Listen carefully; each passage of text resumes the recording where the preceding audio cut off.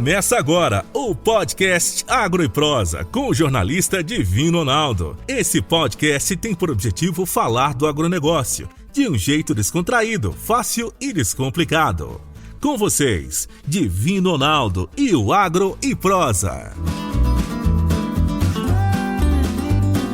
A cada dia que passa aqui no programa, eu tenho trazido mais pessoas muito especializados em cada área. São experts em áreas das mais diversas possíveis. Todas trazendo um panorama do agronegócio, mostrando o quanto essa atividade é importante e o quanto ela é complexa. Falar do agro é sempre muito gostoso, porque a gente aprende o tempo todo. E hoje eu vou conversar com um grande profissional.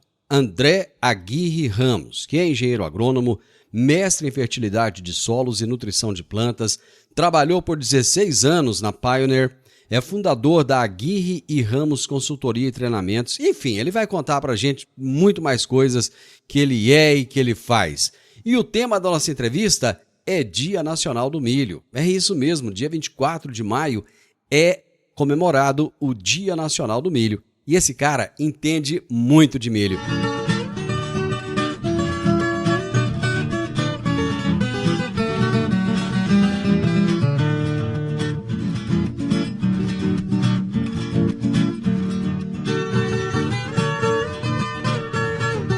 André, prazer enorme ter você aqui no programa. Ô Divino, o prazer é todo meu. Muito obrigado, um abraço aí, agradeço pelo convite e um prazer estarmos aqui participando com seus ouvintes. Pois é, rapaz, nós vamos falar de milho. Esse é um assunto que você realmente entende, né, André?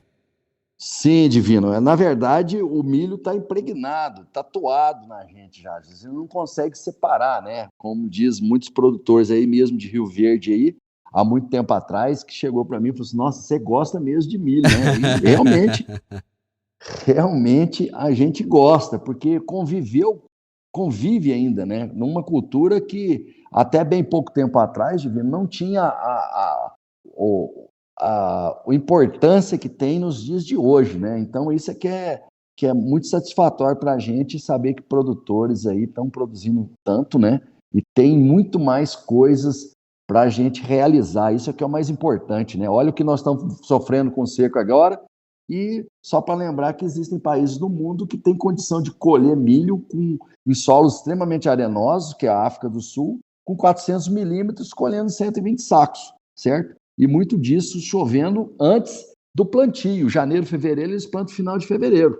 Ou seja, nós temos muita coisa para caminhar. Nós somos muito novos em safrinha ainda.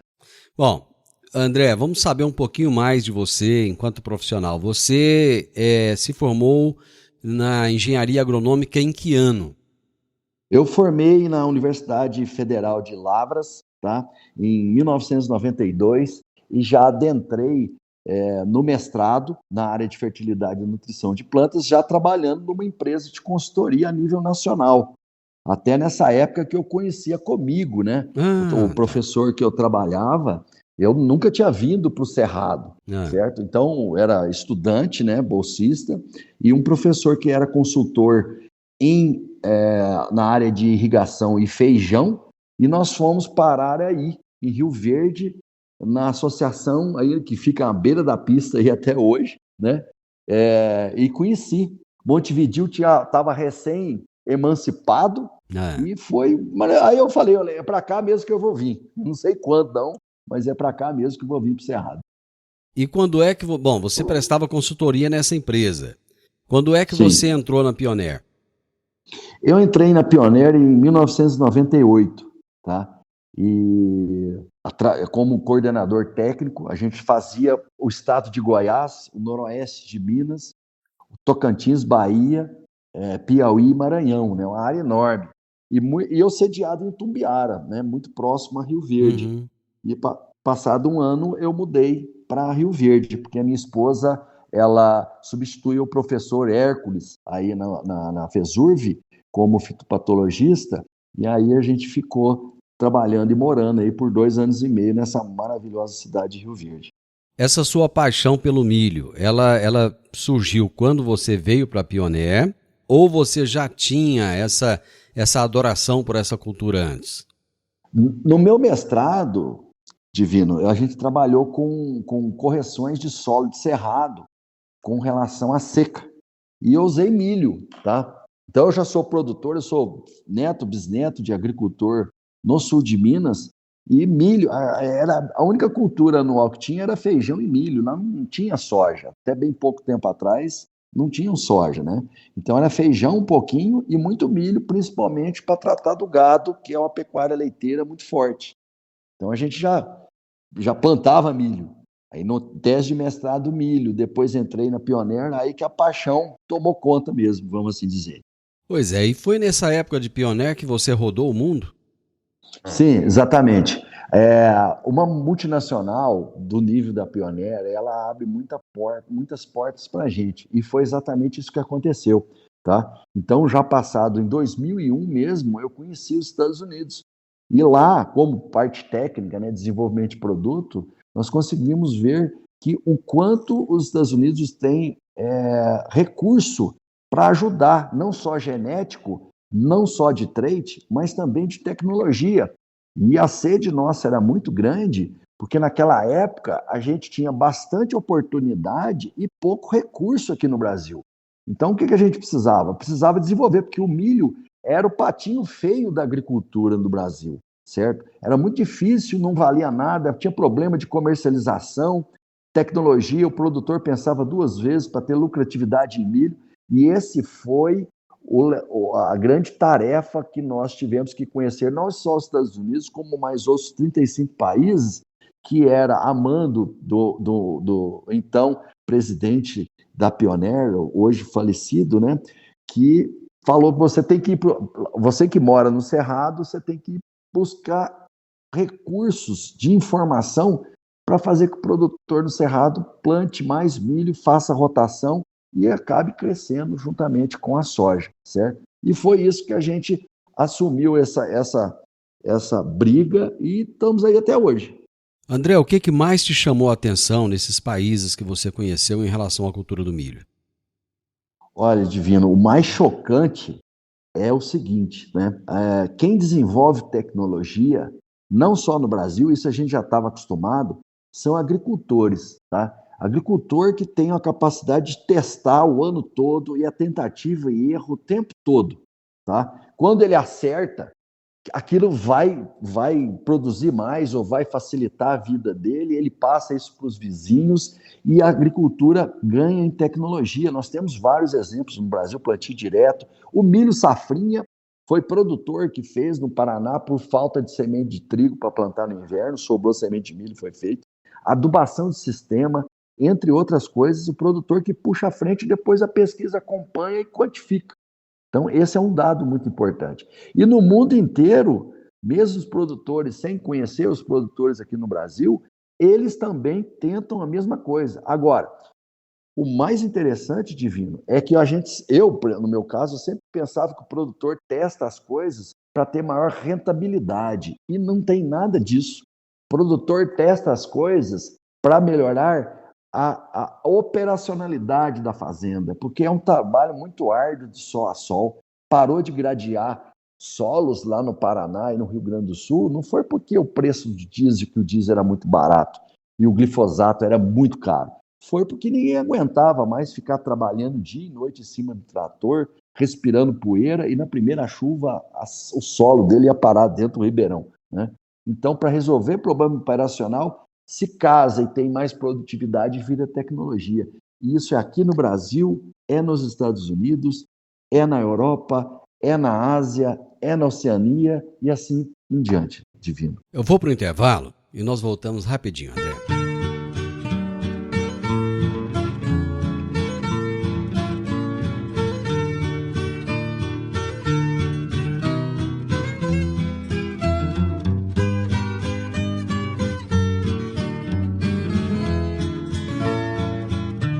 Hoje eu estou entrevistando André Aguirre Ramos, um engenheiro agrônomo que é apaixonado pela cultura do milho. E ao longo de 16 anos, trabalhando em uma grande multinacional, ele pôde conhecer 35 países e ele conheceu o que tinha de melhor nessa cultura. e hoje ele aplica esse conhecimento trabalhando com produtores rurais. Ele tem uma empresa de consultoria e treinamentos e continua a sua paixão cada dia mais pelo milho. André, eu vi uma reportagem uma vez falando a respeito de um banco genético da Embrapa, em que ele buscava resgatar variedades de milho plantados nos Andes, praticamente sem água nenhuma. Você sabe há quantas anda esse trabalho e esse banco genético? Sim, muito dos Andes, mas o maior centro de genética no milho é no México, tá? Então tem muitos materiais, tá? O Peru também tem muita coisa sobre milho, né? A Bolívia, etc., são as terras altas, tá? Então esses projetos aqui no Brasil, na verdade, estão trabalhando, e quando se fala em Embrapa, lamentavelmente se esbarra na parte de recursos, né? Que normalmente são escassos e é muito lamentável isso, tá? E agora, com essas associações público-privada, a gente sempre tem visto alguma coisa que tem ido para frente, tá? Como nós somos relativamente novos em safrinha a nível de Brasil, diferente do verão de milho, eu acredito que todas as empresas que têm acesso também à Embrapa, não somente a Embrapa como obtentora e guardiã dessa tecnologia, mas as empresas também buscam incessantemente essas regiões do México, etc., ou mesmo nos Estados Unidos, que é praticamente o maior colecionador de genética de milho no mundo, pela importância que é nos Estados Unidos, né, o milho, e no mundo. Então, essas associações, esse convênio divino, acaba trazendo para cá e testando materiais que têm essa característica, tá? Só que o pessoal é muito complicado, associações de genética, assim, porque se uma empresa investe 100% na parte de resistência à seca, olha o que aconteceu. Esse ano ela está bem. Se olhar os outros anos anteriores, provavelmente não, né? Então tem que ter um pouco de cada programa para se solidificar no mercado, senão ela não consegue obter lucro, que na verdade a finalidade principal é essa, né? E o produtor também. Você falou da safrinha, que é algo relativamente novo. Aliás, esse nome safrinha, ele num determinado momento, ele começou até a ser pejorativo, né? Porque Exato. a safra começou a ter uma importância tão grande que o nome se tornou pejorativo. O que nós aprendemos ao longo desses 10 anos de safrinha? Sim, o mais importante, Divino, eu diria que é nós aprendermos a não trabalhar sozinho. Por quê? Porque a ligação que existe entre o milho safrinha é diretamente ligada à soja, em todos os aspectos que você pensar. Então, o primeiro caso que já acontece, já está contemplado pela Embrapa Milho e Sorgo em Sete Lagoas, na parte de fertilidade, a gente já sabe que tudo que eu puder melhorar para a soja, ter uma produtividade maior de soja, eu beneficio o milho, na parte de controle de plantas daninhas, na parte de insetos, na parte de doenças, nematóides. Então, hoje, não tem como separar. Eu gosto de milho safrinha, mas não tem como não conhecer e não fazer um ótimo trabalho. Ou seja, meu sucesso da safrinha começa na soja e o sucesso da soja começa no milho safrinha. Chegará uma época em que o milho vai ser tão importante em termos de plantio, de área, de produtividade quanto a soja? Eu creio que sim. Na verdade, tirando os fechamentos que ocorreram aí de 2018 a 2021, né, nós já começamos a enxergar justamente isso. A lucratividade, principalmente no estado de Goiás, foi um pouco superior do milho safrinha, no que se refere a preço e produtividade. Então, isso é muito diferente, é um ambiente totalmente novo para nós, né? Então, é muito importante. Nós vimos isso, esse ano, infelizmente, ao que tudo indica, não deve ser pela quantidade, apesar de, às vezes, o preço ter uma reação, mas nós já enxergamos isso aí nesses anos, Divino. Então, já mostra para o produtor que as safras não tem nada de safrinha, são safras e tem que ser tratado com o maior respeito possível, né? Justamente por isso, porque ela começa a pôr mais dinheiro no bolso do produtor. O que a gente precisa de aprimorar em termos de manejo do milho? Olha, Divino, eu acredito que tem muita coisa ainda a ser caminhada, tá? Nessa parte, o pessoal tem algumas regras que precisam ser quebradas. Por exemplo, mais para resolver um problema que a gente briga muito com relação à população de plantas. Então, é conveniente, às vezes, para a empresa, conveniente para o produtor, conveniente para o recomendante, trabalhar com um saco por hectare do primeiro plantio, às vezes até em janeiro, às vezes depois de um feijão, até uns plantios mais no risco em março, o produtor jogando quase 60 mil sementes por hectare. Não tem essa necessidade, certo? Nenhuma necessidade disso aí. Principalmente para o teto produtivo que se almeja nos plantios mais tarde, né? Então, esse é o grande entrave que eu vejo, primeiro, tá?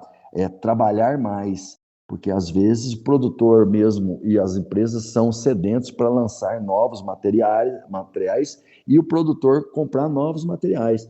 Mas esses materiais, às vezes, não estão convenientemente testados a nível de campo. E às vezes pode gerar uma frustração, né? Então, isso é bastante importante, né? Todo mundo. Acho que a gente está ainda em movimento essa parte de safrinha, apesar de já ter uma área enorme no Brasil com relação à safrinha, mas tem bastante coisa ainda que dá para fazer, principalmente quando a gente associa genética, manejo, tá? E principalmente o ambiente, conhecendo mais do ambiente, que é o que a gente vive aí em Rio Verde, ou aqui na região de Estrada de Ferro, ou no sul do estado de Goiás, ou no norte, e assim por diante. Tem características, nós temos ambientes diferentes, né? Isso tem que ser respeitado. Essa pressa e essa vontade de utilizar novos materiais pode fazer com que bons híbridos sejam lançados e sejam queimados na largada justamente por essa pressa de se usar logo e não se testar o suficiente? Sim, Divino, lamentavelmente sim. E não é só isso, não. Nós estamos numa uma revolução, eu diria, tá? É uma revolução silenciosa. Nós temos coisas que estão prestes, infelizmente, a acontecer, né? Que é uma das principais pragas do milho, que é a lagarta do cartucho. Isso que eu não estou falando nem da cigarrinha, tá? Que era um inseto que sempre teve aqui. A gente já via cigarrinha em 1998, só que ela, na região de Rio Verde, ela não estava contaminada e não tinha adaptabilidade com o clima que tem hoje, né? Então, hoje ela vem contaminada e fez estrago. O estrago maior esse ano, possivelmente, seja no Mato Grosso do Sul e parte do Paraguai, né? Onde eu tive essa semana. E o que acontece? Esses lançamentos, né? A gente está falando de lagarta do cartucho, que a biotecnologia ainda uma nova biotecnologia deve demorar alguns anos, e hoje está todo mundo calçado no mesmo gene, já com alguns escapes. Nós temos notícia na Bahia, um milho com 4, 5 folhas, com 9% de escape de lagarta, na última tecnologia que nós temos aí no momento. Então, o que acontece? Provavelmente, o prazo nosso para Goiás é de um ano e meio, nós vamos ter que controlar a lagarta nesses materiais, certo? Então, é o trait. Agora, o híbridos, é muito importante isso, né? Eu lembro bem que quando já tinha safrinha em 98, quando eu morava em Rio Verde, e o milho para safrinha tinha que ser precoce. Tá. Só que a soja encurtou mais de 20 dias, 25 dias talvez, em Rio Verde. Então, o milho que era precoce, praticamente ele não compete com os híbridos mais produtivos hoje na safrinha, porque quando você trabalha com precocidade, você perde potencial produtivo e tem a chance de perder resistência à doença também. Certo. E aí o que acontece? O pessoal fica com o milho precoce, ainda existe uma certa ilusão que é o precoce que serve para a safrinha. No entanto, eu nunca vi um precoce ganhar um insight de produtividade, seja no começo, no meio, do fim do plantio. Agro e Prosa, falando do agronegócio de um jeito descontraído, fácil e descomplicado.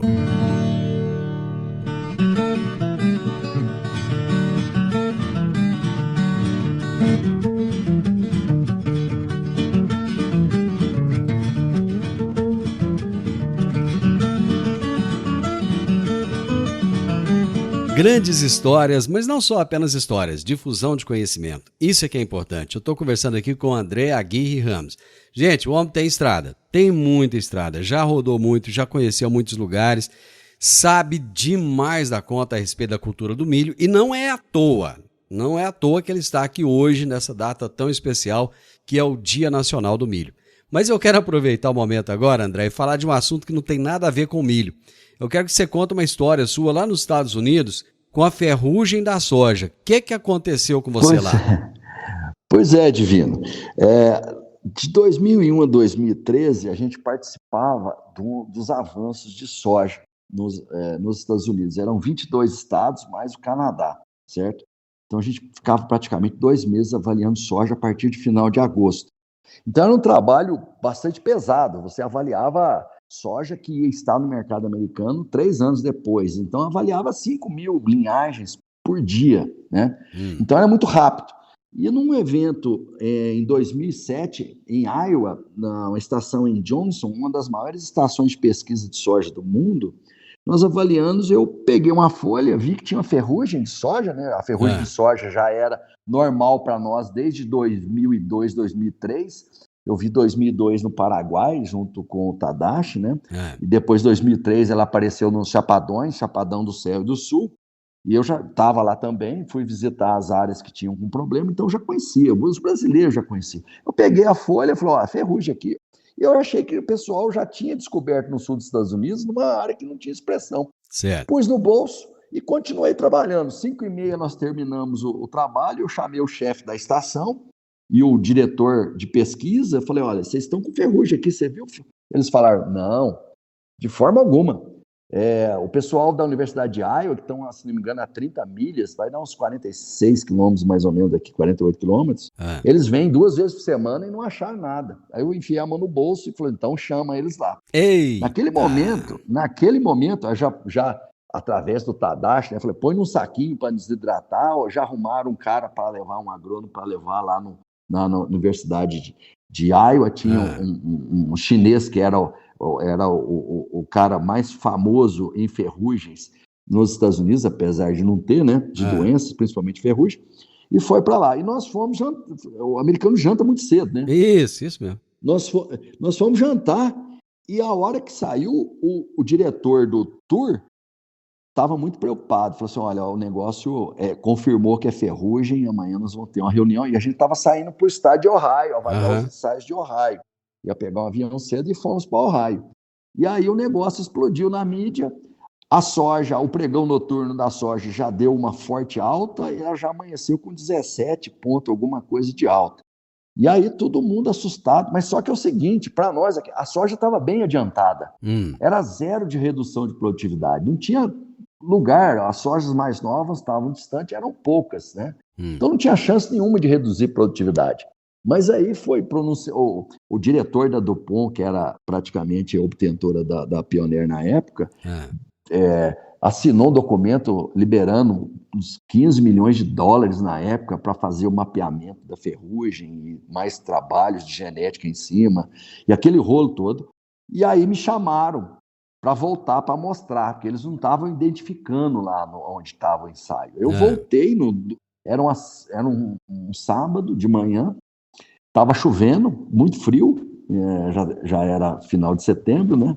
E peguei umas folhinhas, falei, isso aqui, se incubar, mais 2 dias ela aparece, mostrei. Mas a hora que eu cheguei na estação, tinha o pessoal do SDA, que é o Centro Regulamentário, vamos falar, a vigilância sanitária deles, dizer, certo? Tinha um tipo de uma guarda municipal lá, e nisso, a gente não tinha o WhatsApp, mas tinha os BlackBerry que mandando e-mail. Então eu mandava um e-mail para o presidente da empresa e para o vice-presidente daqui no Brasil, falou assim, olha pessoal, quem é que vai levar café e cigarro para mim na cadeira? Eu acho que agora eu não volto mais para o Brasil. Porque estava muito feio o negócio, né? Aí pôs para incubar. Na segunda-feira, outras estações de pesquisas começaram a encontrar.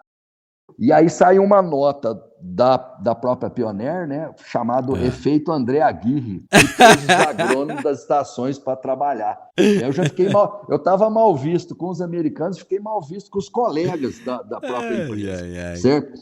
E aí eu tenho um artigo, que esse eu vou guardar para o resto da vida, que era do governador de Iowa, que ele comenta assim, resumidamente o seguinte, falou assim que o problema não era ter descoberto a ferrugem agora, que os modelos matemáticos já diziam que teria chance enorme de achar ferrugem nos Estados Unidos. E que o problema é que eles treinaram 600 pesquisadores e agrônomos para achar ferrugem e veio um brasileiro e achou. Isso para eles. Cara, então, você não tinha noção do que você estava fazendo naquele momento, né? Fazendo história. Nenhuma. Pois é. Aí eu recebi certificado, né? Eu até tenho no Instagram, eu vou publicar no dia... acho que foi em julho, foi em setembro, tá certo, já é final de safra. Eu vou publicar em setembro no Instagram, André Aguirre Consultoria. Quem quiser seguir, é só essas historinhas desse tipo aí, mundo afora, né? Mas foi muito bom, né? Depois recebi certificado, recebi homenagem. Depois que a onça tá morta, fica fácil, né? Mas que eu passei um medo, uns 4 dias de vida, não foi fácil, não. Eu falei, agora eu não escapo daqui. Mas André, foi tudo bem, graças a Deus. O legal da vida é que ela é feita de histórias, né? E são essas histórias que nos trazem até onde nós estamos, né? Cara, foi um show, foi fantástico. Nosso bate-papo aqui foi incrível. Infelizmente o tempo acabou. Legal. O tempo acabou. Divino. Estamos aí à disposição. Se precisar de alguma outra conversa aí, a gente tá aberto aí, é só marcar. É um prazer imenso aí falar com vocês. Eu já era ouvinte da rádio quando morava aí, né? Fica muito legal. Vamos escutar a Morada do Sol na internet aí para escutar essas histórias aí. Mas bacana, muito obrigado. Cara. Eu que agradeço o convite. Bacana. E esse foi só a sua primeira participação, viu? Muito obrigado, André. Um abraço. Ok. Outro grande abraço para vocês todos aí. Você ouviu o podcast Agro e Prosa. Se gostou, compartilhe, recomende e nos siga nas diferentes plataformas de podcast.